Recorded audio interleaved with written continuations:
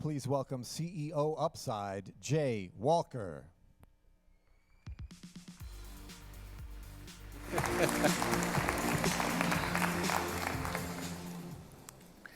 So the first traveler who didn't want to kill somebody when he got there, like the Crusades, was about 1,000 years ago, Marco Polo, right? And there's been about 800 or 700 years of travel innovation since Marco Polo, and we are now living in the best time ever for innovation in travel. Why? Because we have the opposite of a perfect storm. We essentially have a perfect rainbow of new tools. Imagine all the colors in the rainbow. We heard Anand talk about some of them. We heard the person from Amadeus talk. We've got, obviously, the mobile phone. We've got tablets. We've got PCs. We've got bandwidth. We've got wireless networks. We've got this amazing resource in the cloud where for literally nothing, any startup can rent the processing power of Amadeus. We've got big data software that allows us to crunch enormous amounts of data. We've got social media. We've got instant video. We've got text anywhere. We've got GPS. And we've got an incredible consumer appetite worldwide for new things, including China. I've been working for 40 years, ladies and gentlemen, and it's never, ever looked like this. People usually don't realize when you're in the golden age until it's past. This is the golden age of innovation, especially for travel. And if you're not part of the massive changes that are taking place, then you're missing it. Now, travel today is already mostly one of the most innovative industries in the world, even though those of us inside of travel often think it's glacially slow at times. There are 60,000 apps in the Apple Store. That's more than 5% of all the apps are travel. We saw Anand a second ago talking about the billions raised in travel startup, but the travelers themselves are eager for innovation. In the US market, which is $1 trillion, the innovation needs are almost everywhere you look. And it's way more than airlines and lodging, though of course they're a big piece of it. There's dining, there's entertainment, there's shopping. But what about medical tourism? What about educational travel? What about governments and policies? There is so much more. In fact, depending on how we define travel, there are more billion-dollar opportunities in travel than probably any other industry. Now, people look at Airbnb, we saw earlier, in Uber, and they say, well, those are super successful. Those are the exceptions. And I say they're not. I say they're the leading edge, but tomorrow they're going to be the rule. The world is so hyper-connected, the barriers to entry are so low, the capital markets are so looking for returns that we have a recipe for explosive change. So for travel innovators like many of you in the room, we're at a sort of a critical fork in the road. We face a choice, whether we're an innovator or an entrepreneur. And the choice is, do we work on improvements to what's already been working before? Do we try to improve our businesses? Or do we actually try to reinvent things? Literally create entirely new solutions and sometimes entirely new markets. Now, there is a lot of value and wisdom in the low-risk approach here, right? Improvements are worth a lot of money. They're clearly low risk because if they're already doing A, the idea to do B. For example, I have frequent flyer miles and I need somebody to help me track them better. Or I'm booking a hotel room and I want a service that allows me to see inside the hotel so I can pick the best room when I check in. Or I want to eat a dinner in Chicago and I'm looking for a restaurant that can deal with my allergies and I like progressive jazz. Clearly, those are all improvements. There are millions of businesses in the improvement space. Right? And they're the lifeblood. In fact, earlier, and I mentioned Clayton Christensen with the Innovator's Dilemma, he talks a lot about sustaining innovation. He's one of the great scholars in this area, and he talks about the need to have endless little improvements in order to create enormous value. But at the same time, if you try to create an innovation that is more than an improvement, something that offers the customer something totally a new value equation, your risk is 2 to 3 times higher. but the payoff is 10 to 100 times higher, which is why VCs invest across a portfolio of companies. They know they're going to have their failures, but the winners pay for all the losers. But when you are trying to create an entirely new reinvention, when you're right, you create a whole new game. You're not competing. You're essentially leading. And when competitors arrive, they've got to sort of catch up, and they have to follow while you keep innovating. So not only is reinvention riskier, but in one level, when you finally get it working, you're much less vulnerable to competition. Now, when we see reinvention businesses, you do not have to obsolete what you did before. Airbnb does not make Hyatt and Marriott obsolete. It just creates a new valuable alternative. Uber and Lyft didn't make taxis and limos obsolete, right? They create vibrant alternatives, and TV didn't replace radio, and VCRs, for those of you old enough to remember what a VCR is, okay, that little cassettes with a little tape in, okay, they didn't replace movies. It's not really an either-or choice, ladies and gentlemen.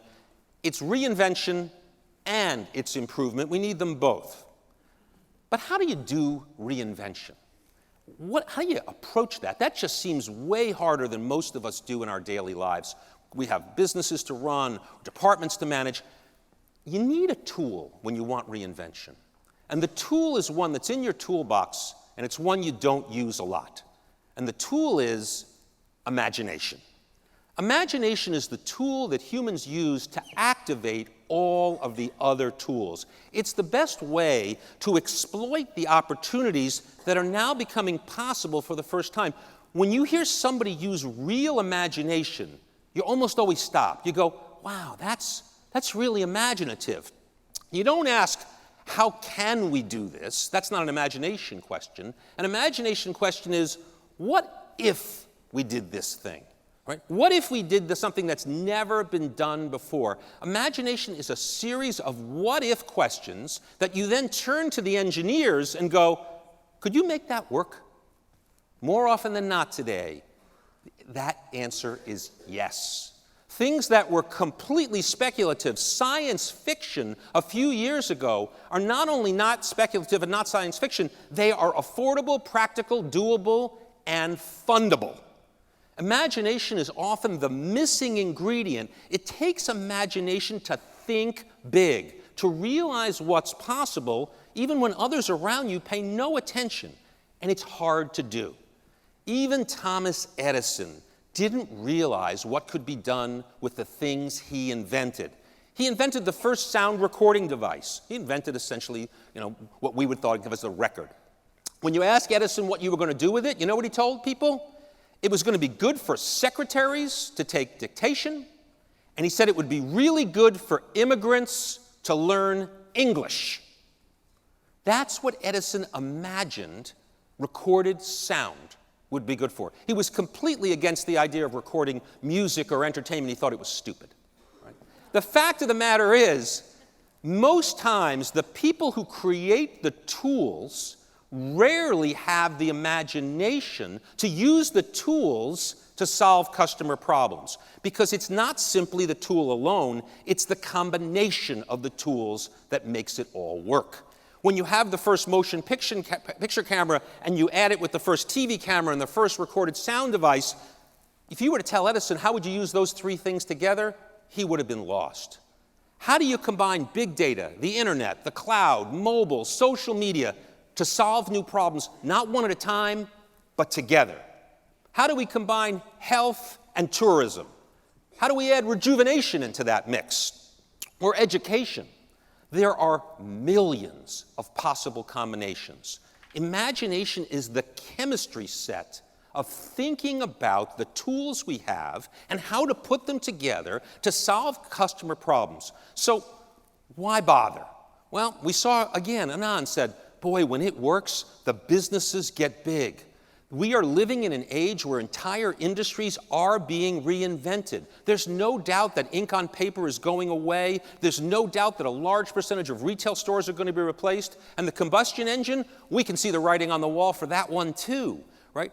Consumers expect constant change, and in travel, they expect it more. Travel embraces change because novelty is such a big part of travel. It's like the movie industry. I expect new movies and new TV shows all the time.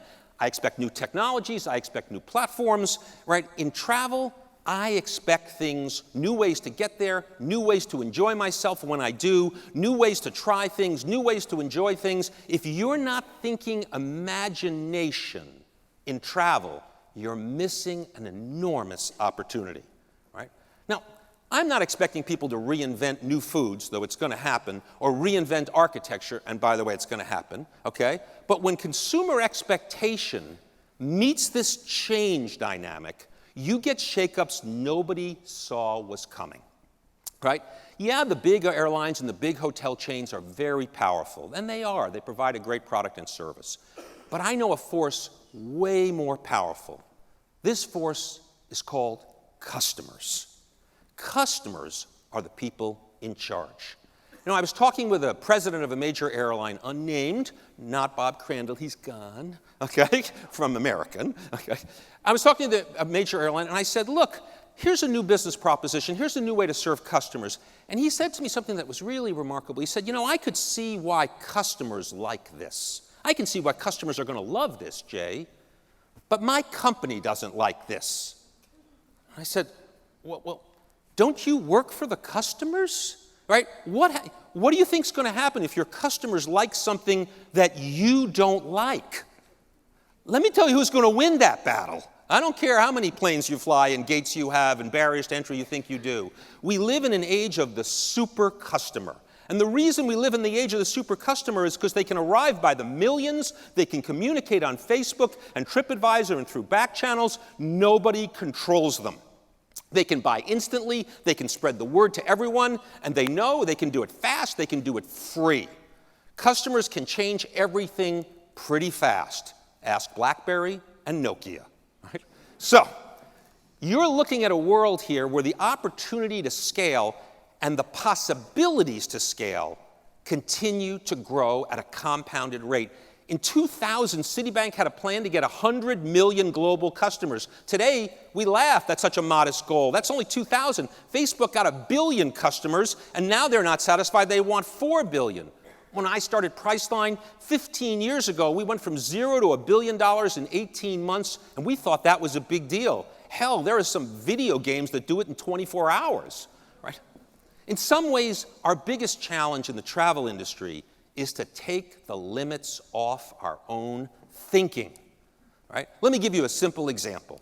Supposing we created an app that was the perfect lie detector, and you could download it to your phone for $3.25 a use, and it really worked. It detected whether somebody thought they were lying. How big would my business be? All right, by the next quarter, I'd have 1 billion customers, all right? People say, well, Jay, that doesn't exist, that lie detector as an app on the phone. Well, it doesn't exist right now at 323, but I don't know about 324. The fact of the game is the changes are coming super fast. So, you know, where would we go with this? There's a million ways to use imagination, and I don't have the time to do it and to talk about many of them now. But there are 3 ways simply to think about it if you're trying to invent. Number 1, you can start with the tools. And you can say, hey, here are some tools like GPS and social media. How do I combine these tools in new ways? That's a tool-driven way to think about your imagination. Okay, like looking at a toolbox and saying, what could I build with these tools? The second is you can start with the problem.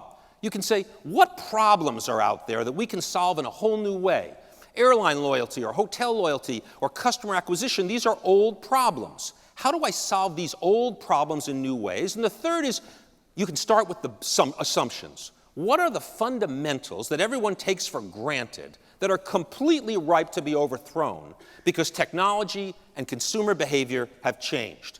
Priceline, guess what? We said, you know what? Customers who are leisure travelers, who are super leisure, could name their own price for an airline ticket. Pricing didn't have to be done by the airlines. So it's not an either-or choice, ladies and gentlemen. We live in a world where we can do both, right? And when we do, imagination becomes the indispensable ingredient. It's imagination that we don't teach, that we don't reward, that we don't nourish that ultimately unlocks the biggest opportunities by far by combining the tools we have as groups in entirely new ways. Thank you very much.